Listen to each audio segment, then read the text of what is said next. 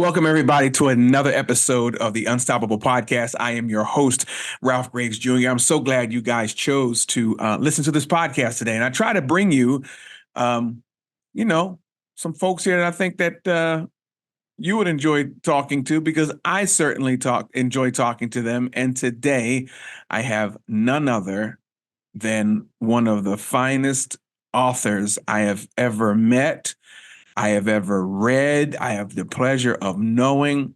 Her name is Jenae Padilla, and we're here to talk about her latest book, One Fine Day. How are you, Jenae? Hi, everyone, and Ralph Graves. I'm fine. I'm so glad that you came onto the program and really dedicated some of your time to the podcast. I know that you're busy, you got a lot of things going on. Oh, so and busy. And I will reveal how I know that later on in the podcast. But Okay. You wrote a book, One Fine Day, a thriller. But before we talk about the book, and I'm sorry if you hear all that stuff in the background, ladies and gents, I'm by a window. But before we talk about the book, I want to talk about being a writer. You're a young lady, you're a young woman. How did you what was this desire to write? And then we'll talk about the genre and things like that later on. Where did this desire to write come from? Okay, yeah, just coming out the gate there with the tough questions. The desire to write came from just wanting to be expression, like just to express myself. I used to write poems. I used to journal. And so just writing was something that I always just did. And then, you live and you realize you can tell stories with the writing, and you just do that. So it's just been a way of expression for me for my whole life. And so you started writing at a young age then? Yes, my first award was in second grade. Wow. I wrote a poem about rain, and I still remember the poem. Please, if you will allow me to recite it for you and your audience, I can do that. Well, please do, because I don't remember a thing from second grade, but go ahead and recite the poem. So the poem I wrote was called, Rain. Rain is a pain. It makes things sticky and it makes you complain. It makes it cloudy and dark and miserable on an arc. That was your second grade poem? Yes. What grade did you receive for that? Oh, well, it was a poetry writing competition. And you won it? Okay. Yeah, and I still have the ribbon, because you know how in grade school you would make those books? Yeah. I still have that book, and I have the ribbon in it with my picture and all. It was news. So you showed signs at a very young age that writing was something you were eventually going to do. Yes, something of a prodigy, yes. Now, did you write throughout high school? I actually can't remember. I think all throughout high school was my reading phases. Okay. Other than, angsty poems, I mostly was journaling and reading. I remember, like, my freshman year of high school, I read almost 100 books in the school year, not the calendar year, the school year. What's that, about 8 months? Wow. Yeah. 8 or 9 months. Yeah. Wow. So I think high school, I was doing more journaling and reading. So the reading, did that help your writing style? No, but it helped to shape, my vocabulary and give me understandings and different points of views about things that maybe I hadn't exactly lived through, but I had read enough about it where I could kind of glean things from here and there and put it together and put it into something that was original to me. Well, let's talk about writing styles. I don't think a lot of people know. I know I didn't. I just write. I couldn't even categorize what style I write in. I think I'm with you, actually. What are the writing styles? And you just said you couldn't categorize what you write in. I know that you wrote a thriller, a suspense book. Mm-hmm. But even talk to me about that. I don't know much about writing styles in general. I don't understand what that means, like what your style of writing is. I don't know if they mean like what genre do you mostly write in, Yeah. or if they mean style by like the tone that you use when you write. Like, Okay. some people write humorously, some people write really straight to the point. Some people are very poetic. So I don't understand the word style to know how to answer the question. Okay. But your book is doing, I went online. Your book is doing great on Amazon, Barnes and Noble, this one fine day. We're going to talk about it. Every time I look, it's 4 stars, it's 5 stars. So Yeah. I don't, it's amazing that I won't say it's amazing that it's doing well because you're a wonderful writer. Um, how would you encourage someone who wants to write? You're a young woman, um, someone in college, someone in high school trying to figure it out. You went to college, but I know for a fact writing wasn't your major. Well, it was though. I don't know. Okay, well, maybe this is story time for you as well, but Oh yeah, drop it on me now. it's over and done. I've been graduated from college for like 10 years almost. Yeah, yeah. um, but I went to college as to pursue film and interactive media. I remember that. Yeah. How to write screenplays, how to produce a movie, all of that. But the reason I did that was because I didn't want to be an English major and write and do that kind of research. Okay. I strategically chose um, film and interactive media because I knew that it wouldn't be research based, it wouldn't be real life based, it would be all based in fiction and movies and Okay. entertainment and that creative side of it. Okay. So I definitely went the route of film and interactive media and screenwriting as a Wow. major, as opposed to being an English major. Okay. Now, are you would you have you dabbled in or are you thinking about writing a screenplay? Could you? I know it's something you probably could do by reading I the book. I think your book will probably become a screenplay or movie, but That would be great, and I could do it. One of my favorite things to do was adapt scripts or adapt scripts from novels or like okay. pieces of a book and make it into a script. That was one of my favorite things to do. I love doing that. But yes, I do know how to write screenplays because that's what I actually studied. So I first wrote a screenplay before writing a novel. Will we see a screenplay in your future? I hope so. Why not? I wouldn't say no. And that was another goal of me being a writer. I just wanted to sell the things that I wrote. I didn't care what people did with them afterwards. Like Yeah. when I was studying to be a screenwriter, I was like, well, I hope someone likes it enough to just buy it outright and Sure. then they can do whatever they want with it. Like ghostwriting, all that stuff. I'm here for it. I just want to write. Yeah. Yeah. So that's your passion. That you knew you were born to write. Yeah. Born to write. And so let's talk about the book. There's so many other Okay. things we're going to talk about, but let's talk about this one fine day. Now, the first question I have is how long was this story in your head before you decided to make it a book and share it with the world? Okay. Okay. So the story was in my head for a long time. I'll say about 10 years. Wow. Um, and I have to 10 keep years, but you're so young. Like exactly. But I you're was going to talking like say you're 50 or something. You're young. I'm 32. And so, yes, I think at 22, it was a story, Okay. but it's based on real life. So I've had I've had the seed for longer than that. So is it based on a true story or is it strictly fiction?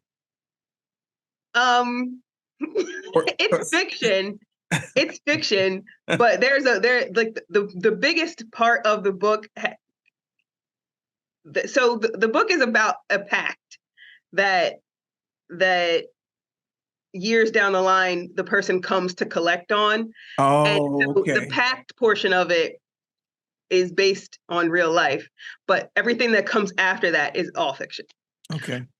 So yes, so the story has been in my head for about 10 years, and it took me probably 4 to really flesh it out and finish it. Okay. I know you have a copy of your book right next to you. Hold it up so that I my do. viewers that are watching, and if you're listening, I want you to go on the YouTube or wherever this is posted. There it is. One Fine Day, Jenae Padilla. Thank you. Because I want you to know when you go to Barnes and Noble and Amazon which book to look for. So let's talk about the story. So you said that the pact, it was something that you kind of based it around. Let's talk about the characters real quick. Give us a synopsis of the book and the characters. Wet our whistle. Wet the whistle of those who haven't bought it yet so they can run out and get it. This is the hardest part about talking about your book for me is the synopsis. What I want to do is just give you like the straight rundown of it. No, because then Yeah. no, just give me a synopsis. What are we looking at here? What's going on? Okay, so we have Charlotte, and she's about to get married, and that's all she wants. She just wants to get married and live happily ever after and be done with it. The American dream. That's it. She Yeah. has no further aspirations, just to get married. So she then has her wedding, and one of her wedding guests is an old friend. And she's surprised to see him, but then he doesn't leave. So he is Jesse. They're childhood friends. Oh, He's invited to the wedding, but then he won't. He doesn't leave afterwards. And Cherry, that's Charlotte's nickname in the book. She keeps running into him after the wedding has ended. coincidentally. And just coincidentally keeps running into him. Yeah. And it's just the unfolding of him trying to get her to agree to the terms of the pact that they made. Wow. Okay. Trust me, I've read it, ladies and gentlemen. It's exciting. It is a page turner. It really I do think it's exciting. I do. And I'm excited about it because Well, you got a smile all over your face, so I know you're excited about the book. I just can't believe I actually wrote it because when you were introducing me, you said her latest work. Like this is the first thing. Well, that's the latest. Yeah, I know there's more to come. It's not the first thing I've published, but it's the first thing that was my idea to publish. Like, I had articles and stuff like that and book reviews and movie reviews because again, I just like to write. So this is the first thing that was incepted in my own head and really worked on by me. Let's switch gears. What advice would you give to a writer, young or old, it doesn't matter, a writer? I got writer's block. How do I get through this thing called writer's block? Like, how do I maybe prevent it or how do I get through it? So I think writer's block is a myth. I'm sorry. We're going to pause. So many people talk about it. It can't be a myth. That's why I rename it. I have renamed it. And actually on Instagram recently, you can follow me on Instagram at Here to Read. But on Instagram, I had seen, someone that I had followed who was writing and she was talking about that she had experienced writer's block. Yeah. And I was just like, I've renamed writer's block to writer's break. Okay. I'm not blocked. I'm just taking a break. Say so. All right. Well, how do I recover from the break? I've come to a point. What did you do was there ever, I guess what I'm trying to ask is, was there ever a point in writing the story that you didn't know which way it was going to go? Like I got it all up to here. I don't know if I'm gonna go right or left with that, or I have a break. How can I tell? I don't call it a block. We'll call it a break. All right, we'll rename it. But I've been break now for 3 weeks, 4 weeks. Mm-hmm. How to recover from that? Well, I think I have a couple different things that I could do or have done. Reevaluate if it's actually something you want to write. For one, right? Because if you're struggling to write it, they're gonna be struggling to read it. That's just me. Like that's awesome. That's awesome. So make sure it's something you want to write. You're gonna struggle regardless. But if it's that hard, if you're like, I just can't, like, okay, look at what you're writing. Do you care about this subject? No, not really. Okay, great. Put it down and do something else.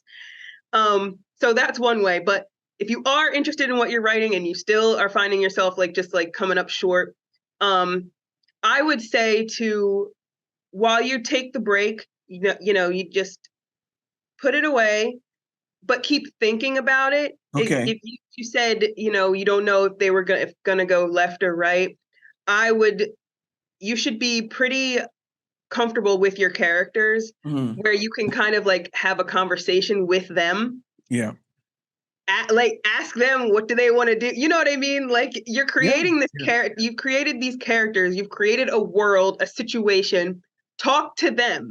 They should be living in your head because you are their creator. So I think writers understand what you're talking about. I think yeah. they do. Yeah. So talk to them, ask them what do you want to do? And because a lot of times we can get caught up in, you have a certain story you want to tell, but your characters have decided that they want to do it a different way. So you have to listen to your characters because they're the ones that are doing the thing.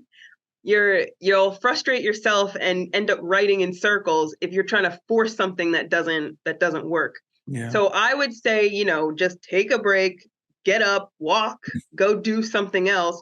Don't look at it for like a week. Right. But come back ready to keep going. Even if what you end up writing is bad, you have to write to get through. I feel like you have to write to get through the hump. How much time every day do you write? I read something that writers should write at least 10, 15 minutes. Do you write every day? And if you do, how much time do you spend writing? I mean, even if it's just about nothing, but do you spend time writing each day? No, I don't write every day. When I was writing the book, I did write every day. Okay. Because I knew what I was writing about. I wanted to keep going back, and my stopping points the night before were points where I knew I wanted to come back and keep going. Okay. But I don't write every day. I think I definitely write 4 or 5 times a week. All right. But not every day. And it depends on what I'm writing that will dictate how long I'm writing. When I was writing One Fine Day, I would block an hour and a half to write. Whether I was typing that full hour and a half, yeah, who knows? But I was stationed in front of my computer for 90 minutes to write. How long did it take you to write One Fine Day? I think it took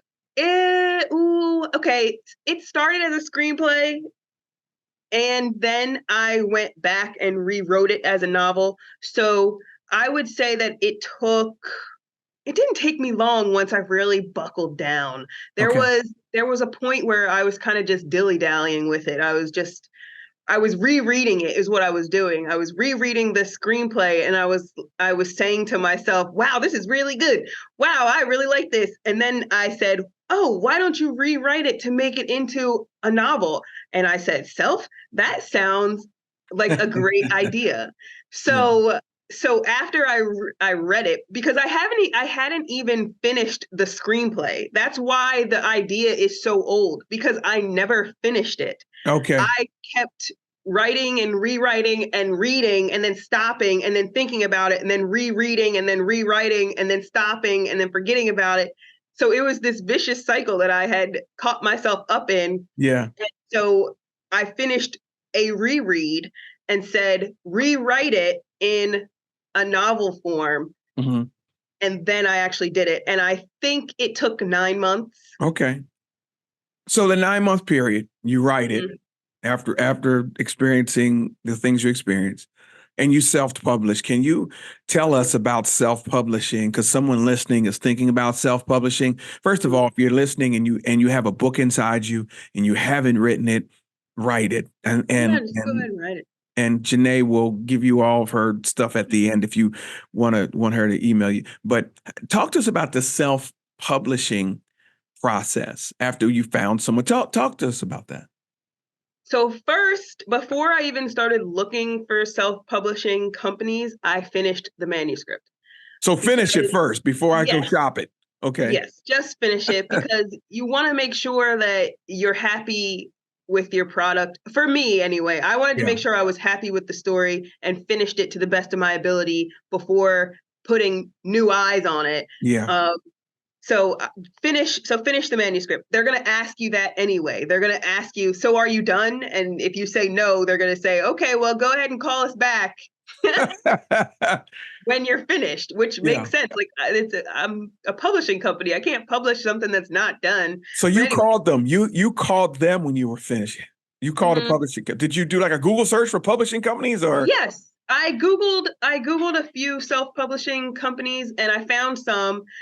Did quick review of their website, did a quick, looked at their reviews online kind of a thing, but I didn't Okay. look at too many because I know I'm like, um, I didn't want to be spoiled for choice. So Right. I Right. just wanted to find 3 or 4 and then knock it down from there. Sure. So I found one called Palmetto Publishing in South Carolina. I Okay. reached out to them. They were very nice, informative. She answered all my questions before I even told her that I would go with them because that was part of my shopping around process was to Yeah. call them up and see what they had to say. A couple of them wanted me to become like one of their writers, but it was a lot. It was a lot of um what's the word? Commitment, but they Okay. weren't telling me if they were actually going to like publish my book. And I Yeah. was like they wanted me to go through their school, which, sure, but I didn't want that. So Right. you find the one that you want to Yeah. do. So with Palmetto, we came to an agreement and they sent me over a contract, signed it, had my lawyers look over it, signed it, sent it back, and we got the ball rolling. They were able to give me a timeline from it was May to September Okay. of 2023 that my book was in the process of being published. So it was fun. They did everything for me. They Yeah. came up with um my cover. They came up with my cover design. They had me fill out different questionnaires to see what they were going to include um on the back of the book. They set up keyword tags for me. They got me online for Amazon and Barnes and Noble and set up an online payment portal where like my royalties will come in. They did the whole thing for me. Wow. Wow. And I thought it was a blast. I loved checking my emails to get updates from the editor with their changes. Of course, they would send you their notes and things that they would suggest you change, whether you changed it or not. It was a suggested change. And I did take some of their notes and did make little tweaks and little changes here. But Yeah. for the most part, if you know your voice and you know what audience you're trying to reach, those kinds of things you can either take or leave, but they offer, their advice. Good. Great. Great. Great. So I think one of the things I want to get across to the listeners is, especially whatever you're trying to do, whether it's writing or whatever business you have, you have to invest in yourself. You have to believe in yourself. I mean, um, if you listen, the publishers didn't call her, she called the publishers. There's a cost associated to it and with it. And I think that's awesome that you bet on yourself and it has been a hit. Um, and I really admire you for that. That takes courage. That takes courage. And I had the pleasure of being at your book launch, and you had a lot of supporters out there. I did. And that's another thing about, if you're trying to self-publish and you don't quite think you have an audience, you do. More people support you than you think. And I can say that confidently because I'm not a very loud person when it comes to talking about stuff that I'm doing. Kind of like if I'm asked, then I will tell, but I'm not the one to just shout it from the rooftops that I'm doing something. Yeah. And so when I sent out my invites for the book launch and everything, I was a little bit surprised that the people showed up. I was like, wow, Isn't that nice? The same thing Well, happened. The same thing happened at my wedding. We yeah. were we were not expecting every person that we invited to show up to our wedding. Yeah. So people do support what you do when you put your all into it. Well, I know one thing. Not only the folks who love you support you, but a lot of folks you've never met are Yeah, buying the book, and I don't like to call them strangers because once you buy the book, they kind of know you a little bit. a little bit. Yeah. Yeah, they kind of know you. The book is fantastic. Hold it up again. One Fine Day by Jenae G. Padilla. Jenae, will there be a sequel? I've gotten that question so many times. Well, And you got to give us an answer. We want to answer on the Unstoppable podcast with Ralph Graves Jr. Will you write? Will there be a sequel? Are you going to let us enjoy a sequel? Are you just going to, is that it? We don't see Jesse no more. Is that it? It's it? I really don't know. You going to leave it hanging like I that, really man? don't. I really don't. Because when I was publishing it, when I finished it, that's it. I was just like, no, this is it. What else do you want? It's over now. Yeah. He's But such an interesting character. Don't just let him die. well, he's not. No. Just don't. We want to see him again somewhere. And I could because I know we talked about this before. I could probably make this into another book, if not a third. If I tried, I would have to try really hard to write a trilogy. I don't think you'd have to try that hard. I think you are not giving yourself the credit that you deserve. Your abilities are fantastic. I got to say this to you. That. I gotta go ahead. Well, I've read it obviously. And I sometimes I'm surprised at myself. I'm just like, that was a good line. Like, Yeah. I do think I'm a very good writer. Yeah, you are. And you know, um, where do you think you get your writing talent and inspiration from? Your mother or your father? I'm gonna say grandmother on my paternal side. On your what? My paternal side, Shirley. I got it. Amen. All right. Very good. She wrote poetry, but I think both of And I understand. I think too. Wasn't there another? Ladies and gentlemen, I might as well just tell you that this is. I'm gonna tell them this is my daughter. That's why we're having so much fun. I'm so proud of her. Jenae G. Padilla is my daughter, and I thought I could trip her up. And I thought she's the middle child, and she could never decide who she wanted to. If me and my wife drove separate cars, she would stand in the parking lot and cry because she couldn't decide who to ride with. So I asked her where she got her talent from, and that was a very smart answer. Very smart answer, and we know that you come from a very talented some writers on your mother's side and your mother's father's side and your mother's side. So yeah, we thank God for that. Now I have to share with you, Jenae. I didn't know if you knew you are the 100th episode of Unstoppable Podcast. And I wanted to save that for my daughter. Round of applause, everybody. My daughter is the 100. I'm so proud of her. I'm proud of all of my children. And, Tina and I are proud of all of our children. And we wanted to save her book for the 100th episode. And I thank you for taking the time to sit and talk to your old man, not just about family stuff, but about what you love to do. We've watched you grown up. We watch you do more reading and writing than anything else. And I'm not surprised. And I know the best is yet to come. You are truly unstoppable. You really are, Jenae. So hold on to that. You you have a fantastic husband and Chris, and that's a whole different podcast there. How you guys met and it's crazy, preschool to now, you know what I'm saying? So we thank God for that. Jenae, tell my listeners where they can find you, how they can follow you, how can they connect with you? Tell them where you are. Where are you? I have yet to make a author website for myself. So I have an email and an Instagram. As I mentioned earlier, my Instagram is at here to read. So it's at here_to read.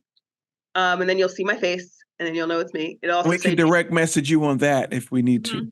Okay. And then my email is Jenae Padilla at Jenae Padilla 416@gmail.com.